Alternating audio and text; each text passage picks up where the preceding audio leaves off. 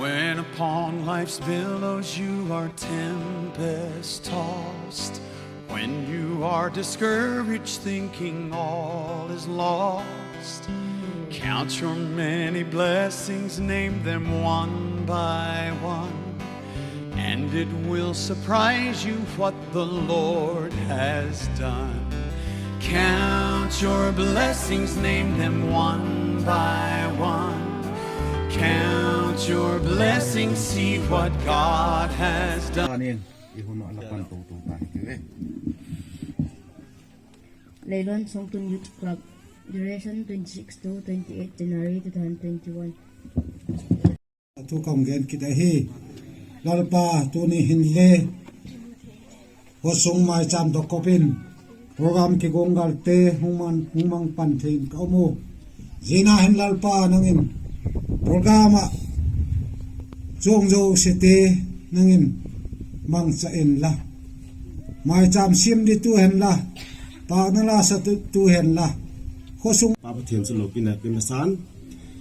ting le hosung mai cham ki sim thum ve chan na chi jom theya pathian dam nai pe jom ve le kom pa thu ga thong kin na ve za hausa chule ho lam kai ho tiếng lệ khó sung vàng sung à nu nâu cho bằng hồ linh vợ trôi tình mình lâu bị đông sáng dinh mùi thề Hallelujah tên mình thế chính lâu bin sâm mù thế je cho je mi kha member kha mi som thum ngau tang wal lai ta ale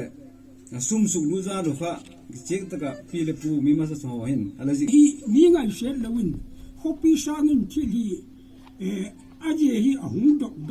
dok ai ai dana khan ni wete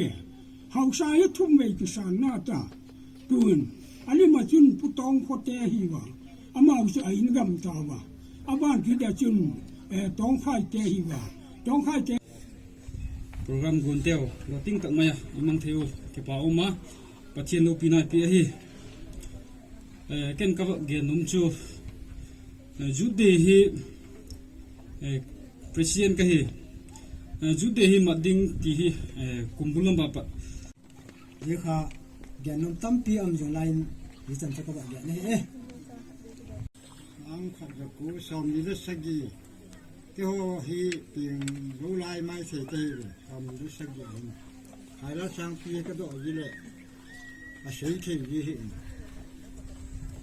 hai la sang pi ki lo hi ko tha kli la nga hung po do di om ta po ma hi he ten ni ka ta sa ne la ma không có sự chân tu tàn tin cái làm soát ta ô chân tu này còn cái gì an chong ki do la bi pi te ki un saga he ti jun mai cham ngan chu chele gan cha tu kum chun house la men hung ki sa ya hun cha ki pi chil ta ye kin committee ki ti ho hi je mai cham le committee chu hung ta sami Reverend he se vai pe le lon bill to pass out pan ahuni lag pi in tin tun ama ko masangin try ote la sadingin diba ko nga ba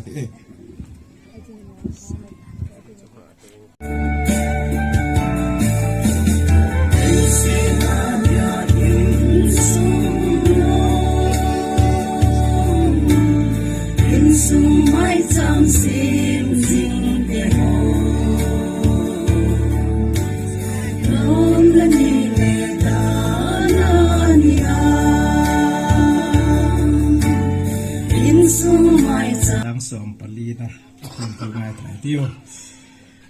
kamin pu kamite ahung kingai tom o ahung pau sabo kamel ahun holo anun si na lampi hun ke san phat ole wana ki padin hun ngai thang katen agilo teo ngai damen agamu hidam ki ding ka hi agam u hidam ki ding ka hi le pathian thu ngai thazom hi tio ute ho hi alo pi tak zeda hi mitam tagin lamal som na te ho hi suang na in kamango nang madaw na in kamango dunia hi le chu olalpa bang tigale zehuni kalama khat lo pa thu kon ge lo hi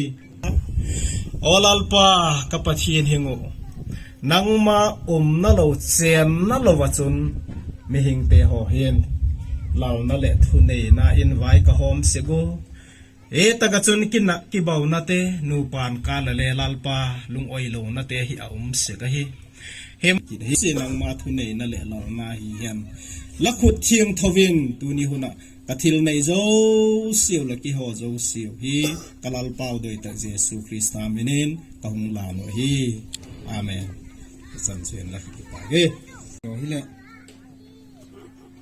exhibition match ding hi ji masang ngai chun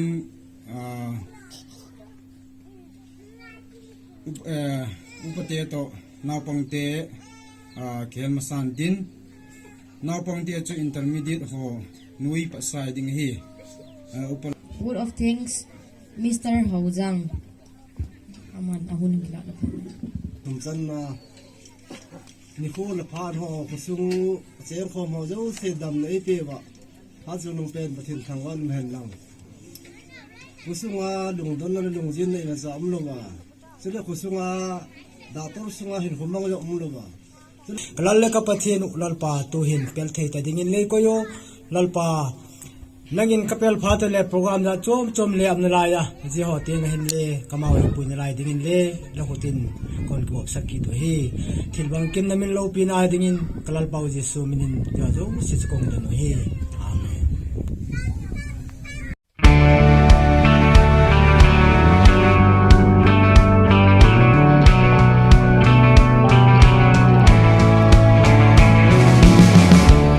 I hope you find what you're looking for. I hope you get what you're wishing for.